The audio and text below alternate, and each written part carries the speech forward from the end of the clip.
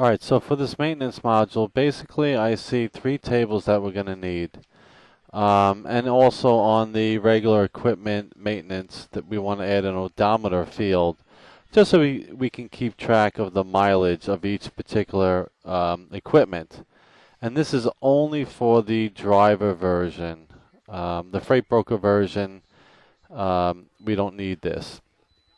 So, um, we're going to need three tables, an equipment maintenance setup table, and that's just to say, you know what, we want to track all the oil changes for each truck that we have in our company.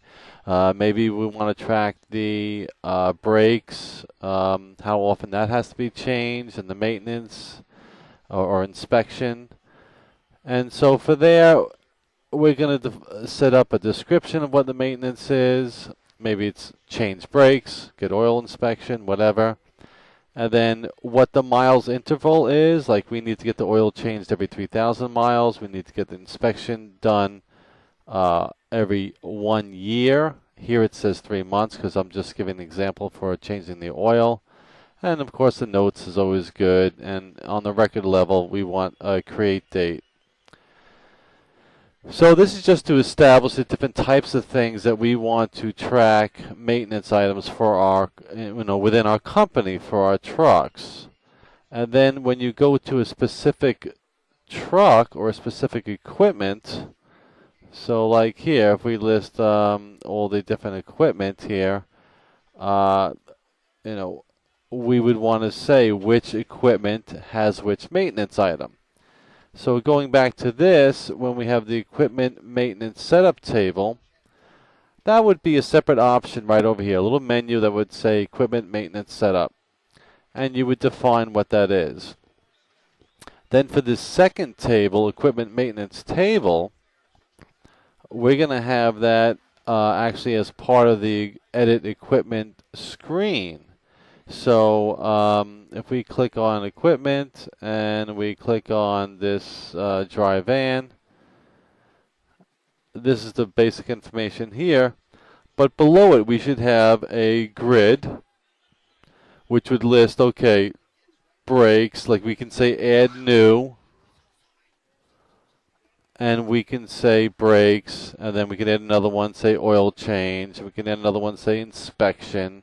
And we can add as many as we want, and that's going to draw default values from the first table. So it'll draw the default description, the miles interval, the date interval, and so forth. And we'll allow them to change the description. Maybe they might want to change a little bit. That's okay. These are really just default values for the entries made here. And so, so they would add the different items that they're going to have for this maintenance of this dry van. And then actually, if they go and take the van to get the oil changed, they're going to want to record that as a transaction. So maybe to the right over here, we would say add. And if this is a line item that says oil change, next interval, 3,000 miles, next date, whatever.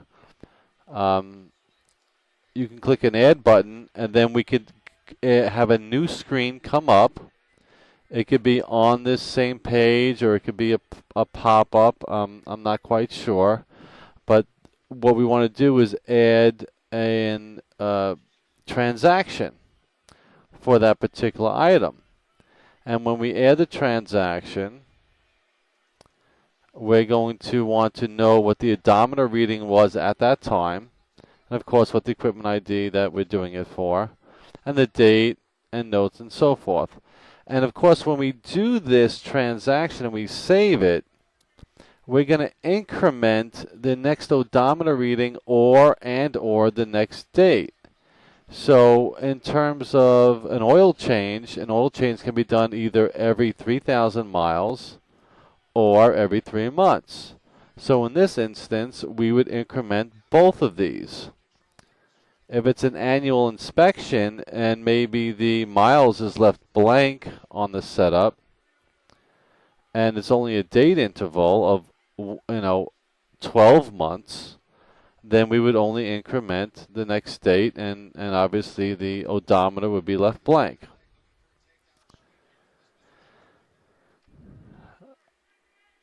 And that's the whole layout of those three tables. Now, if we have a next date or a next odometer reading, and the date of today is past this next date, or as I say here, we have to first add an odometer field to the equipment screen.